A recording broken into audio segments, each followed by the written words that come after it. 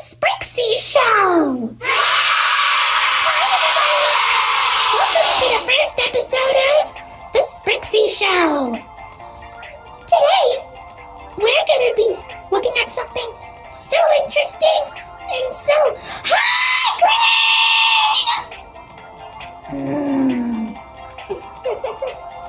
Oopsies. Never mind. So, do you know what we're going to be doing today?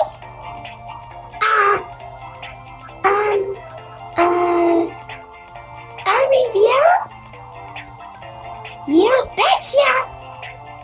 Are you excited? Because I'm excited. Well then, here we go. This is our first review. Welcome to Pooh Corner. It's a good place to start, huh? But Green, I heard about this show. It's, well, don't worry, Orange. Please just calm down. It's okay. I don't want to hear about it anymore. Please. I don't like this show. I want to go home now. Can we just skip this review, please? Please. Anyway, let's continue with the review. Well, first of all, it looks like an innocent Winnie the Pooh show, huh? Well, it is. It's worth noting that this is the very, very first Winnie the Pooh TV series. And as you can see, it's live action. Who doesn't love live action? Okay. Let's play it straight. Let's just take a look at some of the differences. The biggest difference is Winnie the Pooh himself. He looks like Winnie the Pooh, only some people think he's creepy looking. Well, the cartoon Winnie, he's kind of cute. As you would expect, that's his regular appearance. But the live-action one in Pooh Corner, he's kind of, well, dare I put it, a little bit unnatural. I mean, his head seems a little too small, obviously because it's a costume, and people don't have that big of a head. And I don't know, just seeing him walk around in like full body when there's somebody in the costume, it's just, I don't know. And don't even get me started about those eyes! I don't know why they made his eyes look like that, but I guess it's just so he can blink. Pooh can blink without those. Does anybody know what they all look like? I assume they look like something. It's probably because of how low budget they are that they can't really afford to make them look so good. You are ignoring! Piglet is, well, he looks kind of cute. I'm pretty sure that the person who made these costumes had to make sure that they fit the people, were able to have their heads and their bodies be perfectly fit. But Piglets, I wonder how small the person in the Piglet costume was. Probably a little person or something? I don't know. But let's look at the differences between this Piglet costume and the cartoon Piglet. Well, the head's a little bit roundish. Also, this version of Piglet wears a scarf. Well, the Piglet we all know does not wear a scarf. I mean, it is a cute-looking scarf. I do like scarves, but, well, I don't know. He does look cute in that scarf, I must say. Now let's look at Tigger. I understand Tigger is known to bounce on his tail, but because this is live action, I'm guessing there was no way they were able to make him bounce from his tail. I mean, a fake tail isn't as strong enough as, say, well, any tiger's tail, I must say.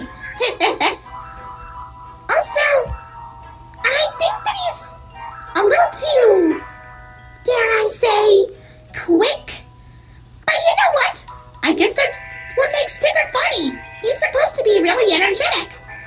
He's kind of cool here. He's really, really in character. The only difference is that instead of a pink nose, he has a black nose. I don't know, maybe they didn't have enough pink fabric to make the nose when they were making the costumes. Oh well.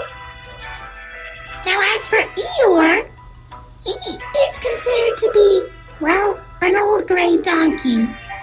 As he is. But the thing is about this version of Eeyore is that he's less depressed and more cheerful. Also, I don't know if this is tied to any of the other stuff, but he really, really likes to eat thistles. I mean, thistles are plants, so I guess maybe they kind of put that into the actual Pooh stuff, but I guess that we've never really had that information, and we've only heard it here. Also, how does the Eeyore costume work? So for Kanga, I understand Kanga is kind of the female in the Winnie the Pooh cast, but just seeing the live-action version of Kanga, well, in Welcome to Pooh Corner form, she kind of looks a little bit like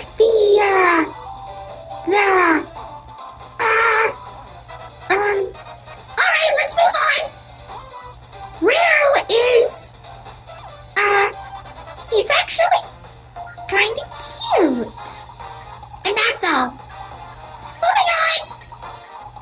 As for Rabbit, okay, going back to the costume proportions, and, well, the reason why they look like this is so they can fit the person in the costume. But for this, I feel like Rabbit looks a little bit too, wide. Well, the cartoon Rabbit is more, well, thin, I must say. Also, I noticed that Rabbit is less cranky than his original cartoon counterpart. Maybe the people who made this show just don't like Rabbit being a jerk. Finally, we have Owl. Owl, well, I'm guessing he's more of the, I don't know, he does have the gag of, or the running gag, I must say. Much like Eeyore with the thistles, he likes to talk about his relatives. But you know what? Well, I'm guessing that's kind of a thing he could do. I mean, yeah, sure, he can be very mature and wise, but yeah, just hearing him talk about his relatives is kind of amusing, I guess. But yeah, I'll stick with that. I can understand. G Green? I never knew that the characters had some interesting looks and personalities.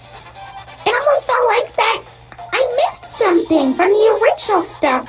Or should I say, the actual stuff that's been around for the longest. I know.